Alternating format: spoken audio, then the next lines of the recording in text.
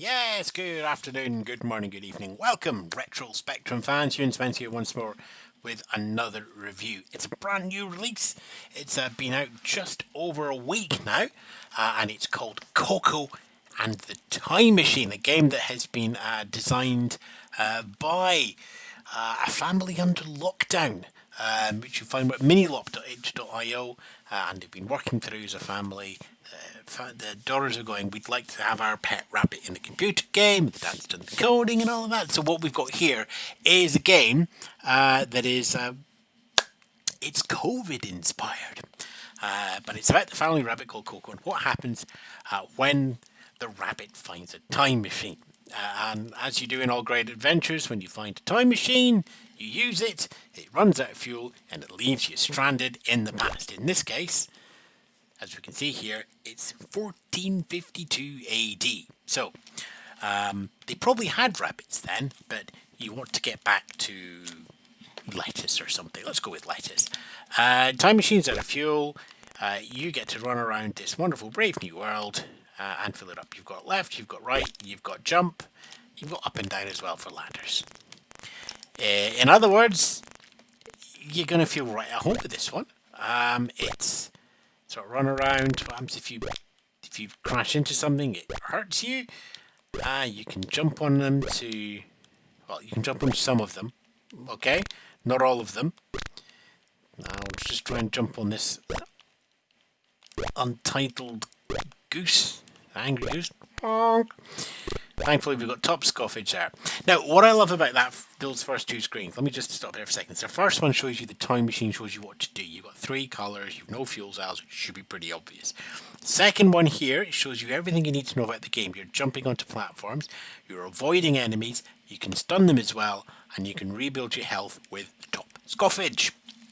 Also you have a scrolly bar at the bottom saying, find fuel and artifacts. So, within two screens, everything's explained and laid out.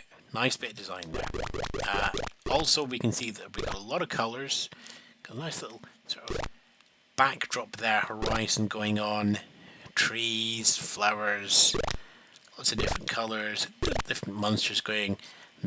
So, straight off the bat, this feels like, dare I say it, a cartoon adventure.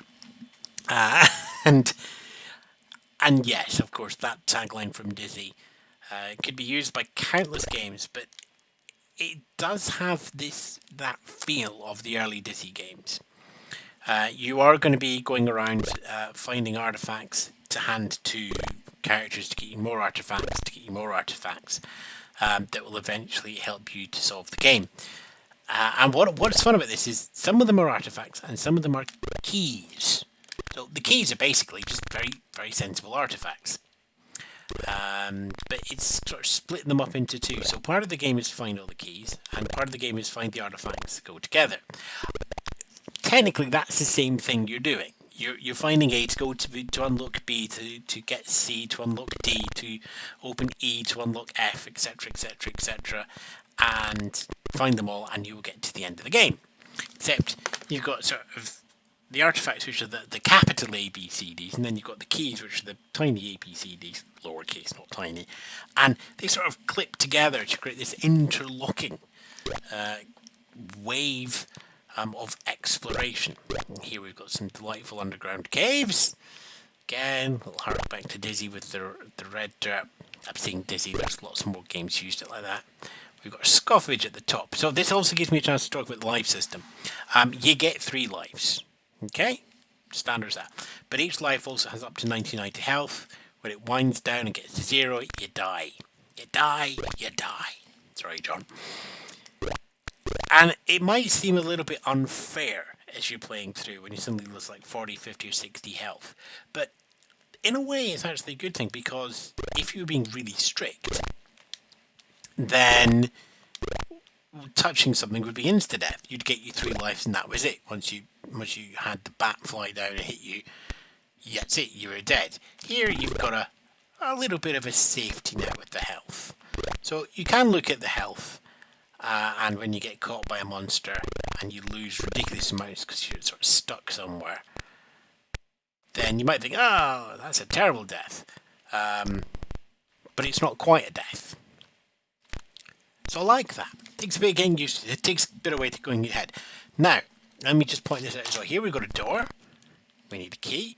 It's a blue door, and it's got that little sword symbol as well. So there's a key up there, but it's red, and it's a heart. So naturally, it's the wrong key.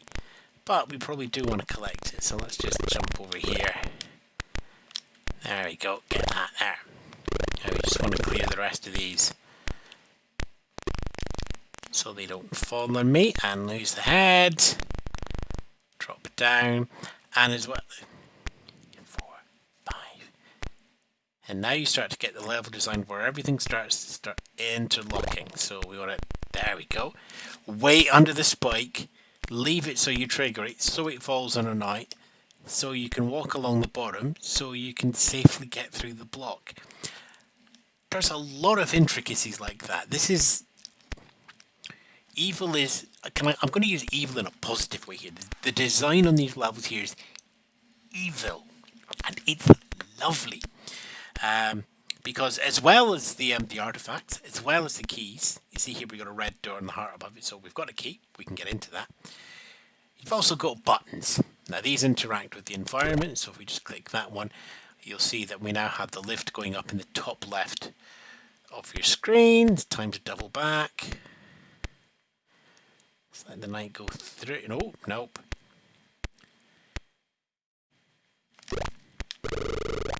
4, 5. Stun him just enough time so we can sneak through. But of course, we've got a little shortcut here. We can climb up the shields and use them as platforms. Walk through.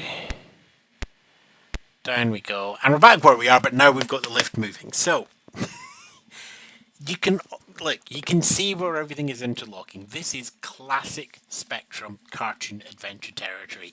You've got items to collect, to pick up, to get other items. You've got keys to unlock doors to allow you to get to other keys or other items. You've got interactions in the landscape and the environment that will open up different areas. It's got everything that I like. It's not completely linear. So by that I mean you don't just constantly go through, or through and down and through and down. There's a lot of backwards and forwarding. You've got a couple of choices of directions to go, but most of the time you know that you're on the correct path. I get top scoffage taking 41 to 74. Good. So you've got a little bit of mapping, you've got a little bit of item collection, you've got your arcades, platform action going on here. If you think about all the elements that make a Spectrum game, a good Spectrum game, when you are going for a game of this style, and let's face it, a lot of Spectrum games are like this has got all the right elements in it. More importantly, the graphics work is on. That's what I mean. You got to take a little bit of damage. I took a little bit of damage falling down there as you go through. Coco the Rabbit, it's a nice big graphic. It's a good size for a sprite, and the fact that he's a well-fed rabbit means that he fills up the whole area. So the collision detection feels about right because it's around the sprite box and the rabbit fills the sprite box. And here now we start to see what's going on. Exclamation mark. Rabbit stew is not on the menu. Ah, okay. So you're some sort of cook. And you can start to see the clues and everything building up there. I like the fact you get captions when you see an item like that. And in this case, nuts. And you see a chef because... oh man. Because then you know what you're looking for. It just clears up that tiny bit of confusion. If you were watching when we had the Great Escape on 2 weeks ago, you'll remember that one of the issues was you were never quite sure what an object was. I always thought it was a map. Turned out that if you read all the instructions and the resources, they were actually ID documents. Like, map. You need a map and a compass to get out. Of course you do. There's a skeleton key up there. We saw a skeleton door further back, so we know where we're going. That is Coco the Rabbit. It is mapping. It is a nice level of mapping. you're doing your classic Spectrum map. It's a nice level of complexity in the puzzles, not too difficult, not too hard. It's relatively linear, but there's lots of decisions on where you can go. The graphics are nice and crisp and colourful, and I believe that more adventures from Coco are being planned. Even if they're not, this is a wonderful platformer. It's not even a little platformer. This is filling up the Spectrum's memory. There's lots of action to go on here. It's been coded under lockdown, so if you're looking for something in lockdown to enjoy, brand new, not long released, it's at minilop.itch.io. As always, the link will be in the notes below.